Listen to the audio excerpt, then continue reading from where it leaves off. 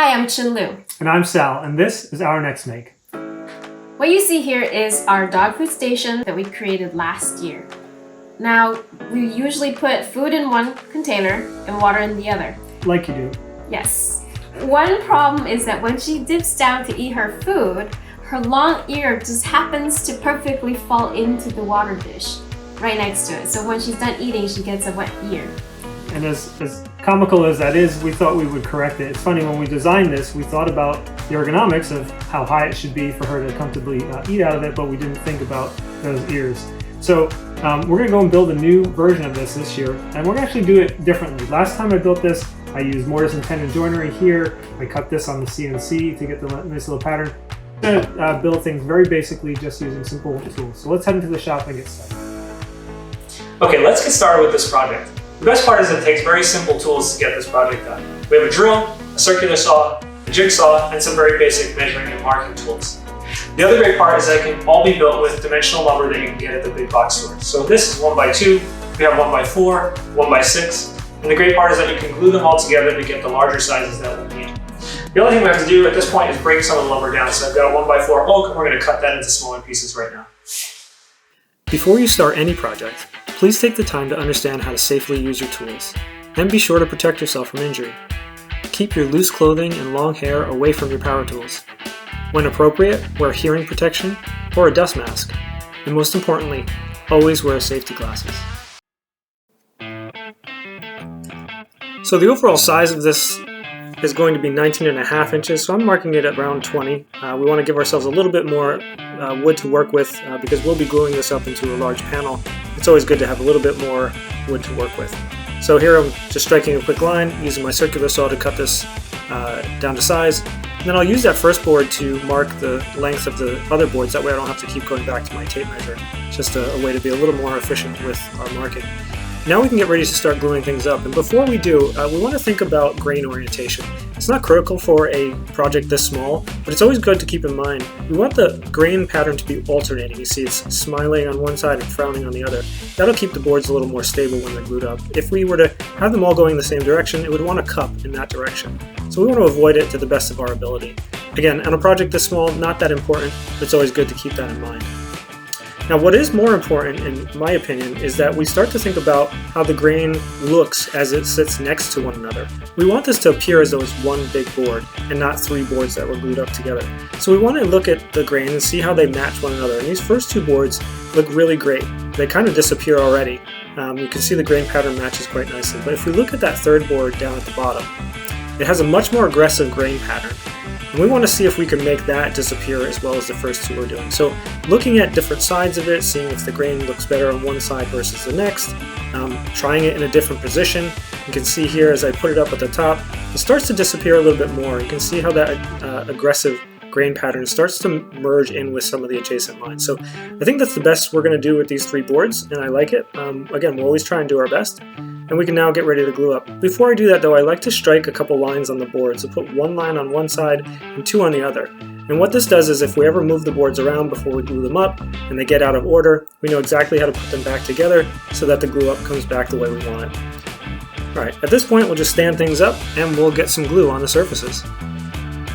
This is a nice even bead of glue, not too much, a little goes a long way, and I like to spread it out with my finger just for some even distribution. Then we can lay things down, line up our lines, and start to apply some clamping pressure. What's important here is that we don't over tighten. We don't want to squeeze out all the glue that we just put in the joint. So just enough pressure to give a nice even bead of glue that squeezes out, and you know you've got nice even distribution. Now, before the glue sets up completely, I want to start to address the squeeze out. And it's easier to do it now instead of waiting until it comes up completely dry, because it's a much harder material at that point. So nice sharp chisel should be able to scrape that off pretty easily and get the glue off without much damage to the wood and much effort. Here now I'm going to start cutting some of the pine boards down to size. And I'm taking a moment to clamp a straight edge to the boards and clamp the boards to my work surface because I want to keep my hands focused on the tool and not have to worry about holding boards in place. And you notice I actually turned to my jigsaw. I could have used my circular saw, of course, but the reality is I actually don't need a circular saw at all for this build. I could be using the jigsaw for every cut, so even fewer tools than what I'm showing. Here again, I'm using a scrap board to help create a nice square edge and cutting the pine to length. I do recommend that you have a very sharp blade in your jigsaw if you're going to use this technique, and you should get some nice results. So no chip out on my jigsaw here because I'm using a fresh blade. I'd recommend you do that. Here, once again, taking my time to set things up, using clamps, and making those nice cuts. A final check to make sure I got my measurements right, and although it looks like they're different lengths, you'll see I just offset them from my to help line things up, and we've got 2 matching boards. So we're ready to move on to the next step. At this point, I've turned my attention to the oak, and what I want to do is find the rectangle within this glue up that we made. So here I'm just striking a line, a nice straight line on one end, and then measuring over 19.5 inches. And I know it looks like I'm going to 20.5, but I'm using the 1-inch measurement on my tape measure and adding that 1 extra inch. I always like to go to the 1 inch to make sure I'm getting exactly the dimension I want. Here, just striking lines across the diagonals, it's a great way to find the center. And then once I know the center, I can make some other marks and give myself a nice center line, because that's the line along which I'm going to measure for the centers of my circle. So I'm measuring out from the center the equal distance on either side, and then grabbing my compass, and I'm going to measure out the right radius and then strike a couple large circles. Now I'm quickly laying out the other geometry here, and it's kind of reminding me of what I did in SOLIDWORKS. So if you haven't watched that video, definitely check out how we designed this thing in SOLIDWORKS.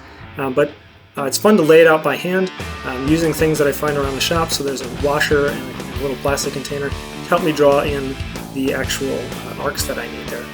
And now I scribble in a couple lines because it's important to remind yourself where you should be removing material and where you shouldn't. And then I'm also striking a couple arcs along the edges just to give a nice graceful curve to the edge instead of a nice big rectangle. Sorry about the focus here, but what's important to notice is that I'm using my jigsaw and I'm taking my time. After drilling the pilot holes, I go very slowly to try and make sure that I have minimal tear out.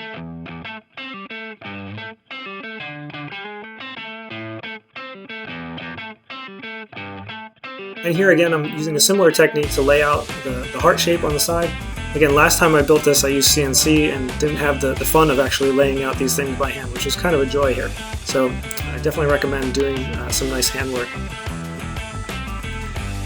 Once things are laid out, I can clamp the 2 boards together and start to machine them. Now, I do want to stress here, I use a very large bit to drill those holes, and a Forstner bit that large could potentially cause injury. So if you have access to a drill press, I highly recommend you use the drill press, because that bit could catch and it could rip the drill right out of your hands and hurt your wrist. So please be careful when you're doing that. Use a drill press if you have access. If not, drill a smaller hole and use a jigsaw to cut the entire shape. Here now I'm just doing a little bit of sanding because we're getting ready to start to think about assembly and paint. We're going to use a dowel to hold these things together, so I just cut those to length.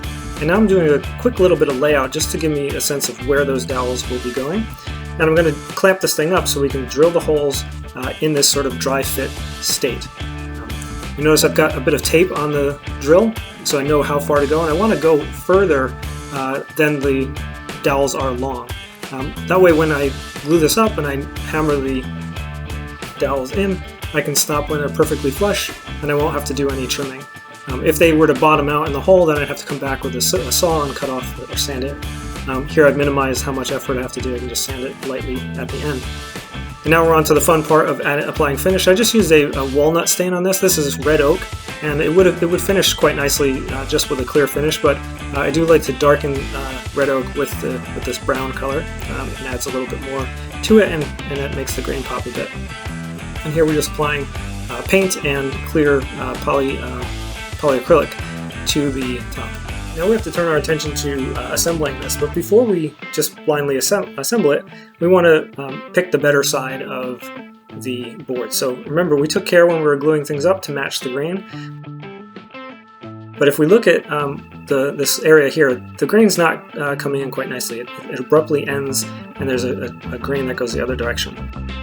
But if we flip it over, we can see again the bottom matches really nicely, and the top, even though it's more aggressive, it comes in and it terminates at another grain line. So you can kind of believe that these are one big board, a little bit better than the other side. So that's our top. We're going to flip it over because we want to assemble this upside down, and we'll just get this thing centered, and we're going to use specific hardware to attach this. Very commonly you'd use what's called a figure-8 washer. This little metal thing that you can buy, and it's commonly used to attach tabletops to frames. It would be perfectly suitable for this application, but it's also potentially a little overkill. So what I did was I designed a 3D printed version of that as well.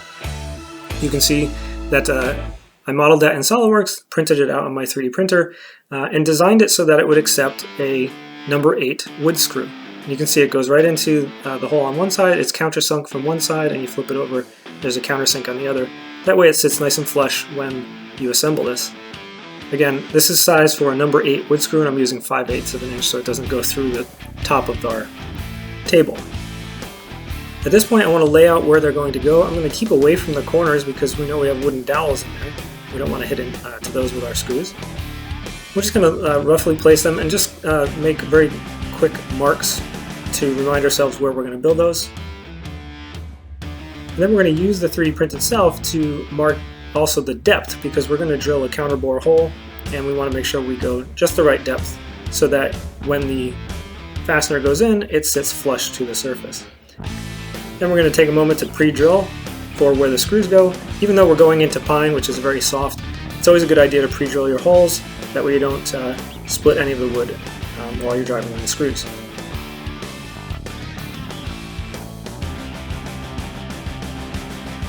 So now that those are in place, we can flip things over one more time and drive the screws home to finish the project. Wow, this looks great. Yeah, I'm really pleased with it. We certainly fixed the problem. The space here is much wider, and so the dog's ear should not go into the water anymore.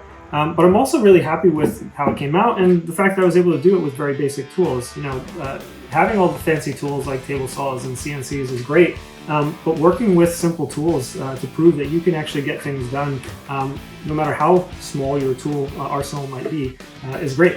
I also I paid better attention this time to the grain matching, and I'm much more pleased with how it came out here versus last time I had maybe more extreme wood to work with. And I don't know, I just love it. I think it's great. Well, if you like what we did, join us next time for our next make.